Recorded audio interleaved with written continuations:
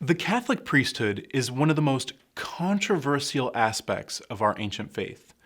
Many of the world's most prominent religions don't even have a priesthood. Most of them have religious leaders of some sort, but priesthood is a different kind of role.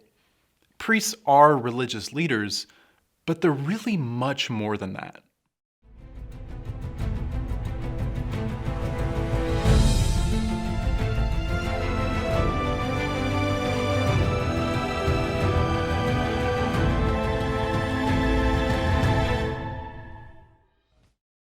Lesson 16 in the Way of Christ is about the Sacrament of Holy Orders. We don't often think about it this way, but without holy orders, our faith would be a radically different thing. Many people don't realize this, but the Catholic priesthood is actually very biblical. Jesus instituted the Catholic priesthood on the night before he died. He told his disciples to do this in memory of him. But what is it that they were supposed to do? Jesus here was instituting the Eucharist. He took, blessed, and broke bread, gave it to his disciples, and he told them that it was his body, which is given up for us. And then he took wine, blessed it, and gave it to them, saying that it was his blood, shed for the forgiveness of sins. What exactly is he doing here? He offered the sacrifice of his broken body, and he shed his blood the next day on the cross. But at his Last Supper, he anticipates it. He offers the exact same sacrifice, but under the appearance of bread and wine. So what does this have to do with holy orders? Well, Jesus was offering a sacrifice. That's the job of the priest. This means that Jesus identified himself as a priest.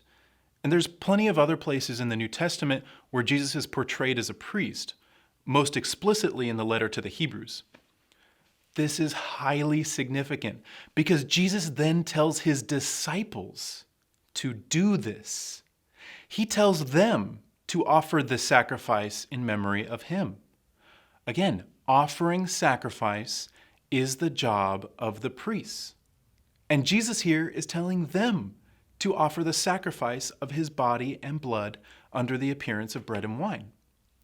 In one evening, Jesus has instituted the sacrament of the Holy Eucharist, by which he is made present in the church, and the sacrament of Holy Orders, by which he empowers mortal men to perpetuate this singular saving sacrifice. Those disciples weren't just disciples, though. They were the apostles. These were the 12 men who were sent out to evangelize the world.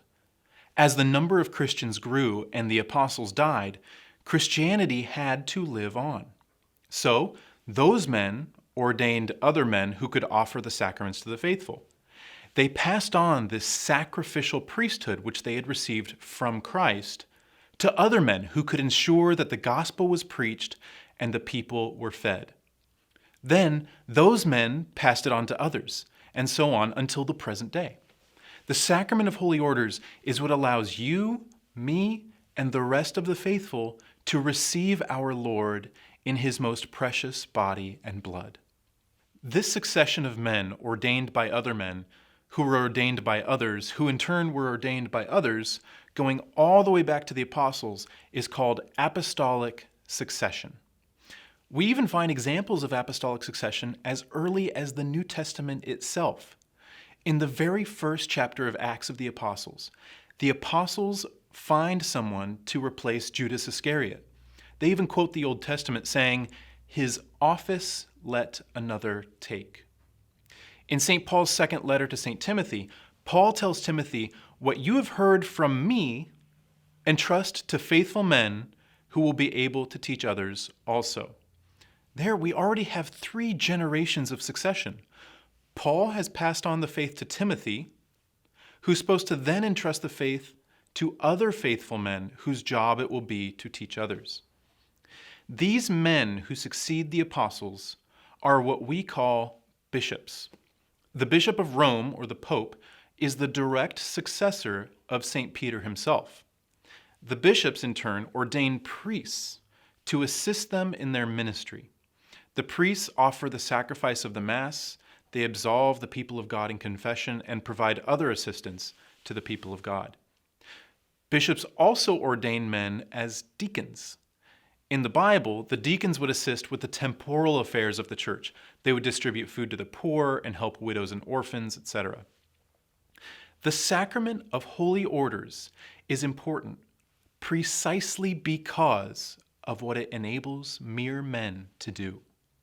It enables them to act in the person of Christ.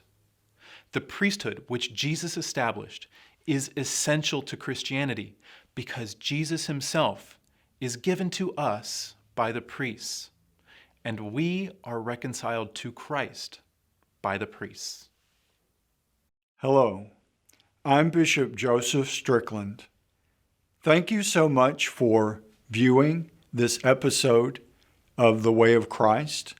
It is an excellent resource for growing in your Catholic faith, for deepening your life in Jesus Christ. You can purchase your own copy of The Way of Christ at stphilipinstitute.org/store. God bless you, and let us continue to grow in His light.